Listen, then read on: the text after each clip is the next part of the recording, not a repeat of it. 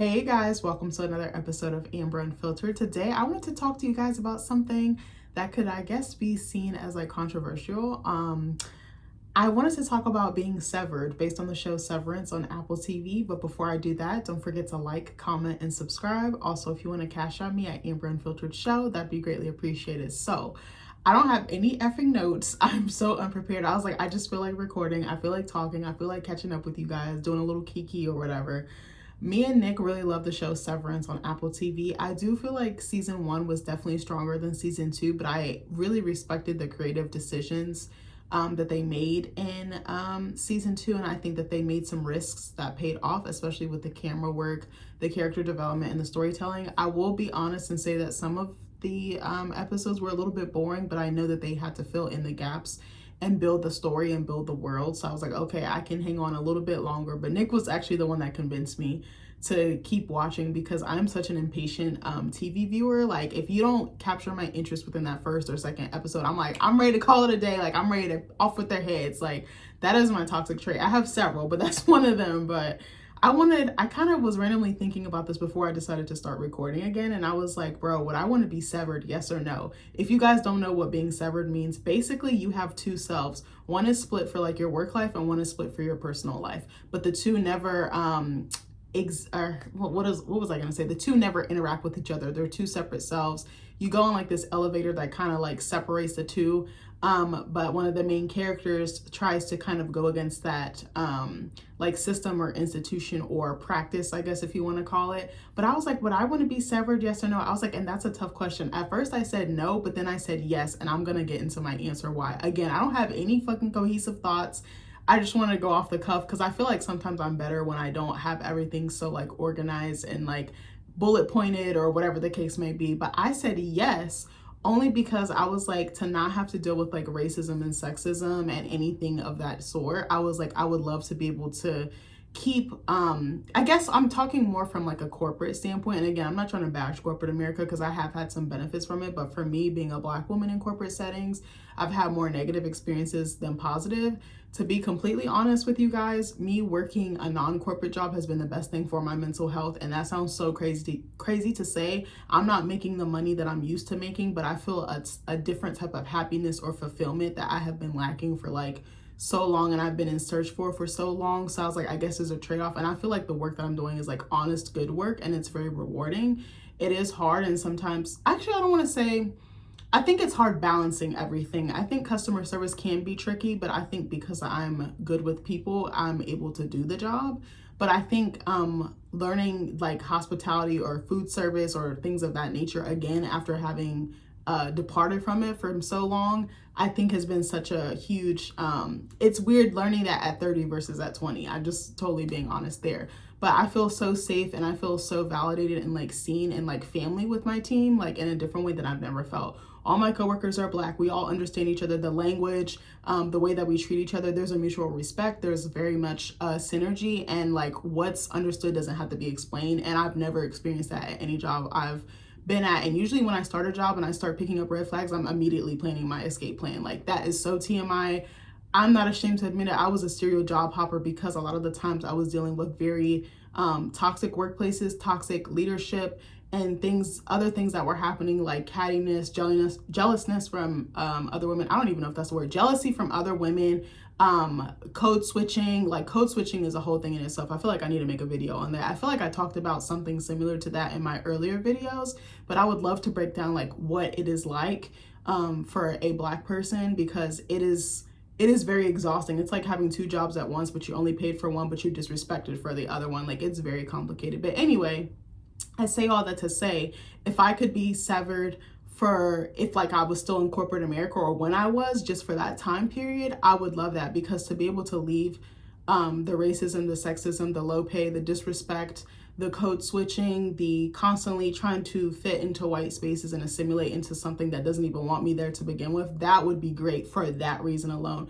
because I was definitely taking it home and it was taking a toll on me.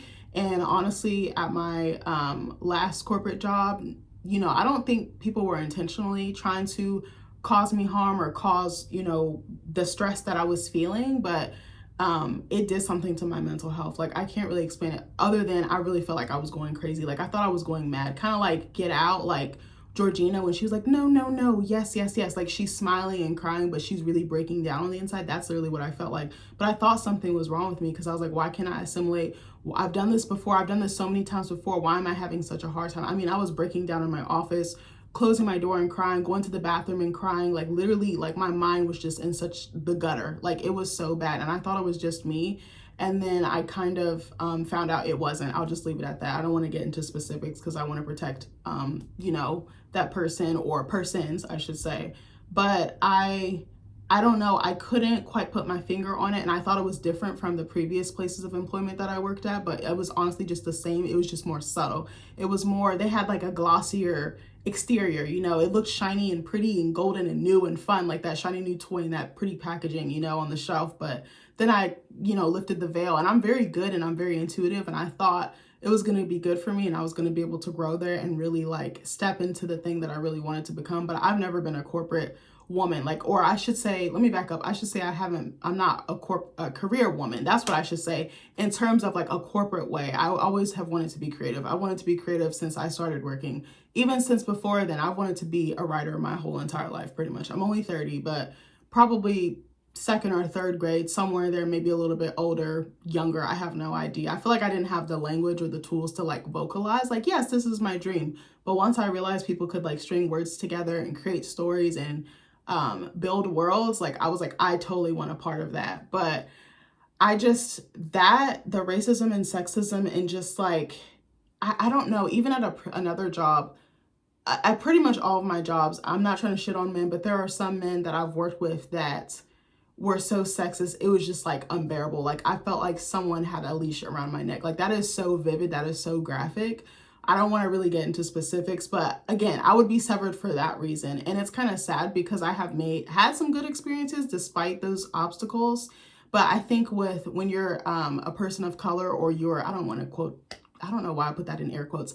When you're a person of color, and at least for me being a Black woman, racism and sexism go hand in hand. Where there's one, there's the other. It's just like sneaking up on the rear, like, or tapping your shoulder, you know, like, it's very exhausting to deal with. And I just felt like I've become a shell of myself, but now I'm coming out of it. I feel like I have a new glow. I feel like I have a new passion. I feel like I see things differently now. And I'm like, I don't want to go back to that. I just want to, I keep praying and like, just, you know, putting it out there in the universe and to God that like, I just want to keep doing what I'm doing now, being able to choose where I put my time to, what I put my time to, who I'm around. Like, those things, they sound so simple, but I really, really love the idea of being in control of my own time, because to be on someone else's time and to follow someone else's dream, it is life's soul sucking, especially when you have a calling or a vision. I was actually talking to one of my girlfriends about this last night. I was like, bro, when you're a creative and you have a really strong vision for yourself and you really, really want something,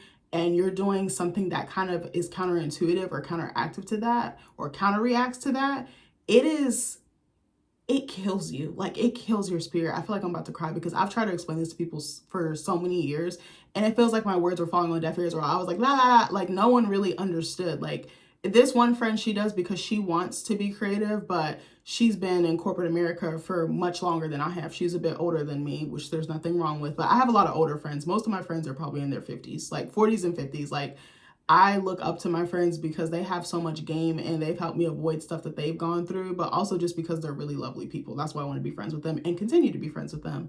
But I would want to do it for that simple fact, so I could like enjoy my outside life without thinking, like, letting it bleed into my personal life, if that makes sense, like my work life and my personal life, because for so long that's what it was doing, and it was taking some type of toll on me. I'd be so tired. I would have nightmares. I would have anxiety, stress, like panic attacks. It was so fucking bad. And like certain jobs, it spiked more. Like, I said I wasn't going to get into specifics, but fuck it. I haven't worked there in so long. I worked at one job, and I remember I came in for the interview. I didn't even know what the fuck I was interviewing for. So that should have been red flag number one. They were the type of company where they would just wanted to put asses in seats. They didn't care about your credentials. They didn't really ask you about, you know, your skill set or anything like that. They were just kind of like, you want the job or not? It was kind of like, you get a job, you get a job, you get a job. Like, it was kind of like that. And I remember during my interview, I interviewed with this person's, because I think it was like someone high up in leadership. It was basically like the right hand person or right hand man, right?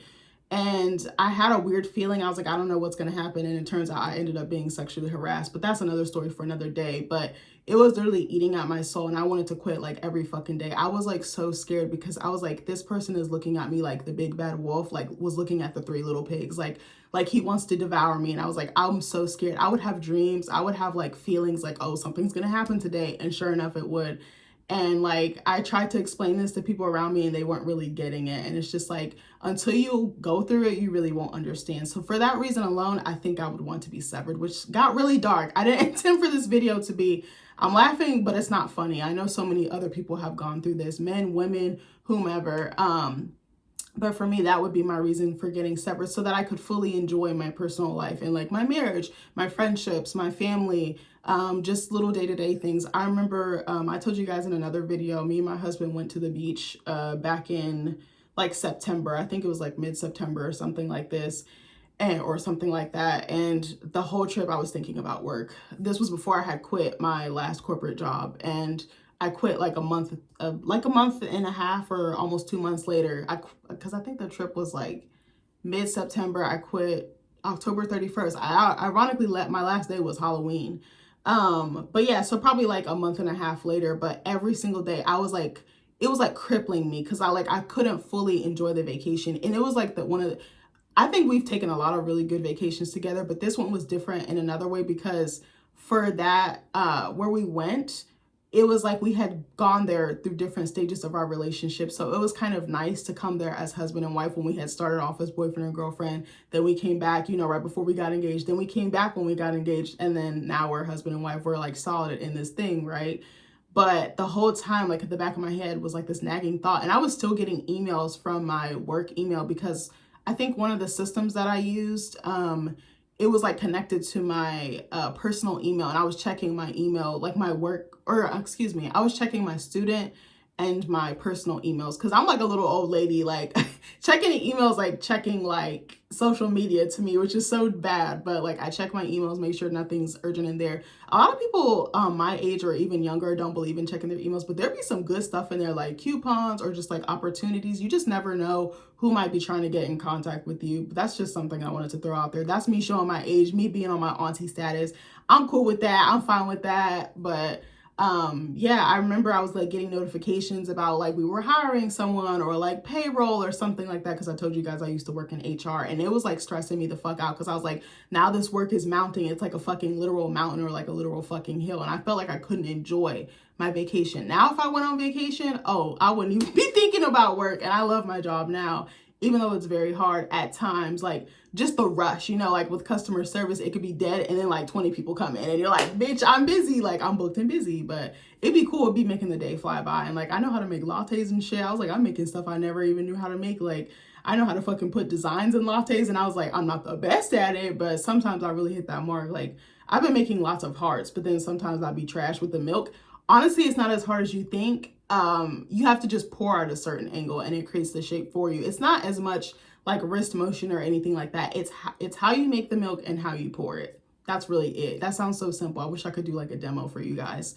But anyway, that would be the reason why I would be severed. But if it wasn't for those two things or those two big things, then, I wouldn't want to be severed at all, because I really enjoy my life, even though there's times where like I feel like low or sad or depressed or blue or anxious or whatever the case may be. But I always know when I'm down, I'll come right back up. So I'm fine with that note.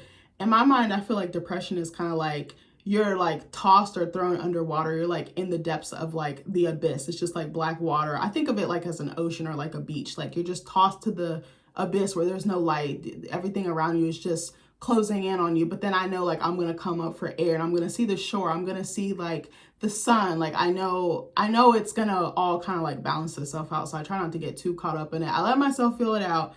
And then if I really just am not feeling that strong that day, I just kind of like let it ride out, kind of like a wave. I'm like, okay, it's gonna be up, down, whatever the case may be.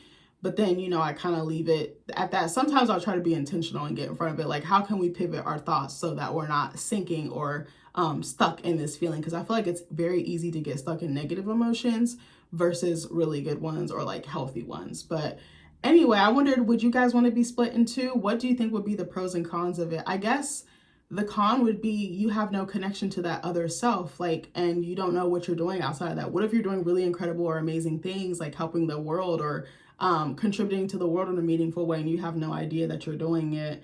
But yeah, do you think that, I guess I wonder too, do you think that severing is ethical? I guess in some ways it kind of is, it kind of isn't, but yeah, I think that would be kind of trippy. But then what if you found out you were severed? What would you do? Would you want to remain severed or not? I have no idea. I feel like this video went a totally different direction than I saw in my head, but I just wanted to talk about it. I feel like that got really kind of dark, so my apologies for like the heaviness of it, but that's the truth of my answer. Let me know in the comments. Have you seen the show? Do you plan on watching the show? Do you want to watch the show? I feel like all these fucking streaming services always be like, okay, Apple TV, Apple TV Plus, Apple TV, I say Apple TV Plus Plus Plus. And it's like, this is annoying. Like, why can't it just all be under one hub? I feel like it's just more way to give the consumers money.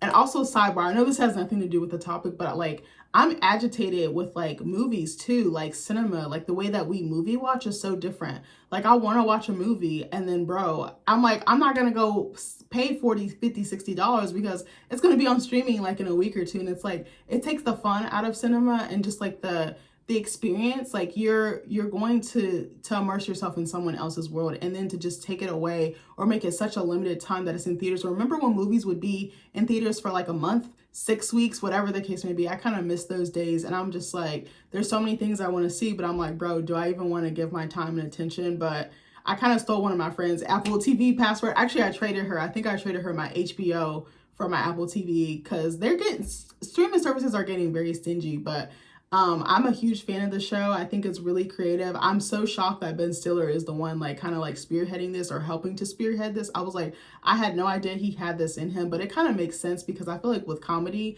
there can be like a darkness or a seriousness or like a drama to it. So it kind of does make a little bit of sense, but I think it's well cast, it's well directed, it's well written, it's very well acted. I think it's a very creative show. It's very different. But anyway, if you guys like this video, let me know. If not, let me know if it's trash, but do it in a nice way. But anyway, I'll see you guys in the next video. I love you guys and take care of yourselves. Bye.